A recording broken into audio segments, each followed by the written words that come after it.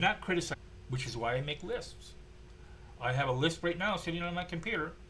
I have no idea how the hell it got there, and I have no idea what I'm doing next. And then I have no idea how the hell it got there, and I have no idea what I'm doing next. And then look, there's a video on YouTube I want to watch. Day after day after day after day. 24 fucking 7. Well, as long as you're awake. Okay. All the time, as long as you're awake. That's what we deal with having ADHD and ADD. It is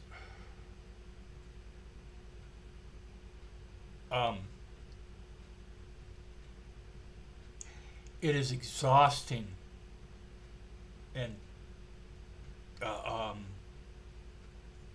makes it's full of terror to have to deal with this. That when you have anything important that you're likely to fuck it up, that you're likely to forget it. Week before last, I had an appointment for my glasses to be fitted. I got new spectacles, which of course I'm not wearing. They're here. I only wear them for reading, pretty much. Okay, I like them. They're cool. I got a little bit cat's eye, which is what I like. I forgot it. Completely forgot it. And then I was looking through. I have a list of doctor stuff, medical stuff. Okay, look through it. Like, wasn't I supposed? Because I didn't put the date on there. Wasn't I supposed to do this? So I called the eye doctor, and I asked him when my appointment was, and he said yesterday. Oh shit. And I apologized profusely. He said, that's okay, we'll set up another appointment. So I set up another appointment. I put that as a document on my computer and left it up there so I would see it. I also put an alarm on my phone, and I put an alarm on my computer itself. Okay, and I was able to make the appointment. The people who do this, oh my God, the people who do this without making a list, without whatever, okay,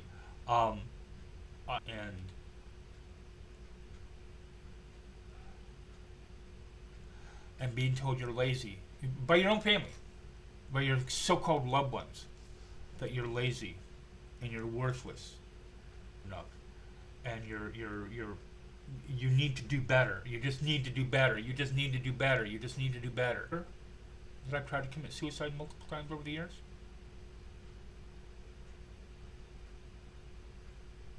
And you add on to that the other conditions I have, the things that I have to deal with, like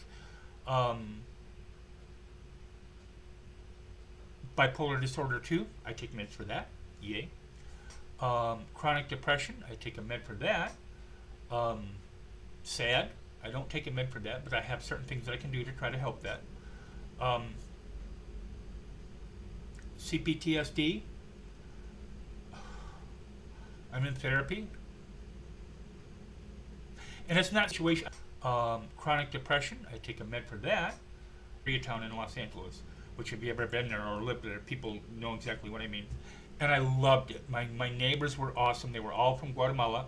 The building that we lived in had 3 apartments on the ground floor and 3 apartments on the second floor. We lived on the second floor at the end. Got along great with the manager. We shared food back and forth. It was just phenomenal. Okay. Had a dog. I love dogs. I've said many times on my Facebook, obviously it's very hard to get a baby goat as a pet, especially in an apartment. But so on a 1 to 10, baby goats are 9.9, cats are 9.8, and dogs are 9.7. I love all 3. We had a dog. His name was Adam. He passed away a few years ago. Of old age. I had a partner who loved me. Had friends of mine that I had for decades. Everything was going great. It was beautiful weather. I loved LA as far as that goes. Okay, a little hot for me, but everything was going good. Everything was cool. And especially because none of my stuff was treated. I wasn't getting any medication for anything at that point. I wasn't doing any therapy at that point. We lived there for a year and a half-ish. And there wasn't a week that went by that I didn't think about suicide. And I've had people tell me, not about me specifically, but have people tell me, well, with people like that, they have a spouse, they have kids, whatever, they've got a lot to live for. You think that way, and it's not that they don't recognize that they have those things. And a lot of people, I'll tell you right now, I've had a conversation with one person, well, actually, with at least two, if not all, people in the chat currently. A lot of people know that. They know that they're loved. Okay? They know that they're cherished. But shut up. They're cherished. They know that people think well of them. Okay? Doesn't matter. None of that matters. I'll tell you right now. Not again. Hashtag not all people, but for a lot of people, myself included, people like me, none of that shit matters.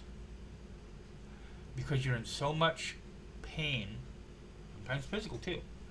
So much pain, you just you want the pain to end.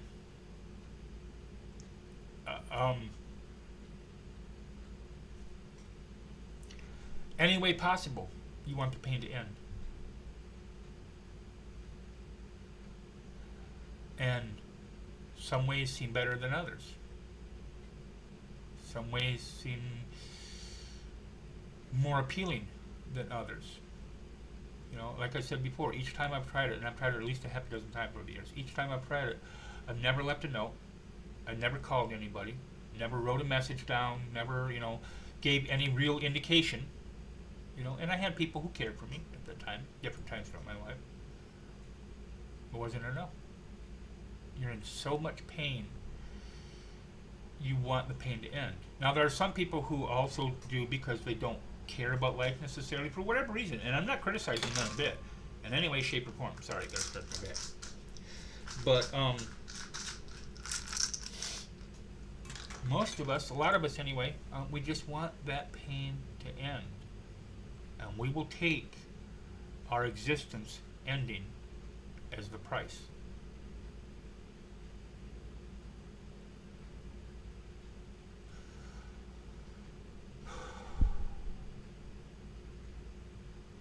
What I promised you that I would do, what I told you that I would do on my Facebook, on my Blue Sky, on my whatever, okay, is that I would not leave this.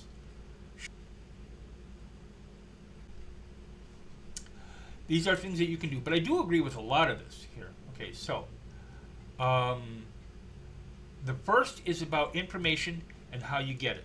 Okay, now especially in this day and age, okay, you be aware, okay, especially for a lot of people in marginalized communities, okay, you should be aware of what's going on for your own safety, okay, both in the general context of the culture, the government, and then also within your own life, okay.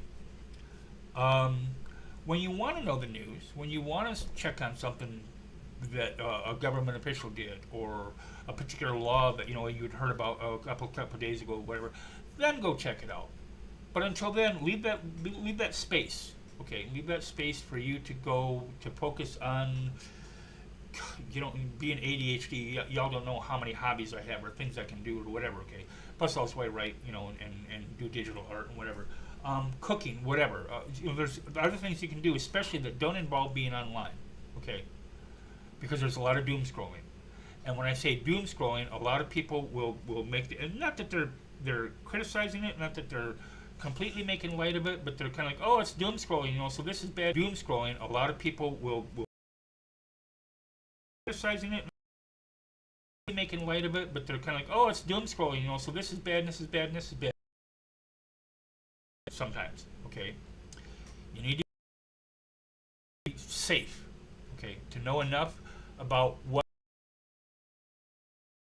is safe, but then at the same time, don't doom scroll, okay. Okay, there are grifters who think it's their job to freak you out, to make you panic, okay. You think they're on their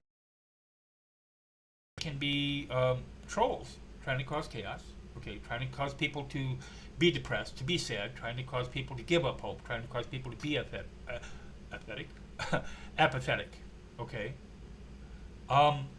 And y'all know this, okay. I mean, I don't need to tell you that there are trolls who just delight, and spreading chaos and bullshit. Okay. A lot of times, if I see something on Facebook, for example, okay, Facebook does this a lot. They'll post ads, not just if you were searching for electric dog polishers on Amazon for some reason, they'll post ads about electric dog polishers, whatever. Okay, but they'll post pages or groups or ads for things that the algorithm thinks you are opposed to, because that will give interaction, and that's what causes that's what drives up interaction for some reason. We don't owe trolls debate. You don't owe trolls explanations. Okay, every single troll don't owe trolls debate. You don't owe trolls explanations. Okay, every single troll, I guarantee you, 95% of all the trolls online who post transphobic bullshit, okay, know what you are going to repost in response if you were going to debate them. Okay, they know about statistics. They may not know the exact numbers, but they know about statistics. They know about organizations. They know that they're full of shit. A lot of them are doing it just to get you to interact, just to get to wear you down, to make you feel worse about yourself or the situation in general. Okay, and again, you should be aware. You should be aware enough to make yourself as safe as you can, but fuck it. So I almost never respond to them. Or another technique you can use if you want to continue to respond to them is to do the same thing sort of back to them. So you'll have a troll who will say something. Okay, so my general rule of thumb is, if there's a troll in a group that doesn't belong there, or at least is one of the jerks in that group or whatever. Okay, if there's too many, I'll just leave the group or the page. They'll say something, okay, and I will respond. And they'll respond in kind, and I will give one more response. And it doesn't matter what they say after that. I will just repeat the same thing over and over and over. Like 2-3 days ago, there was a response on Auntie Cosplay. Is one of my favorite pages on Facebook. Go check her out. Give her a follow. Auntie Cosplay, Uppity Negress, Redux, Miss Twisted and Turned, I Too Am a Test Kitchen, etc. All these.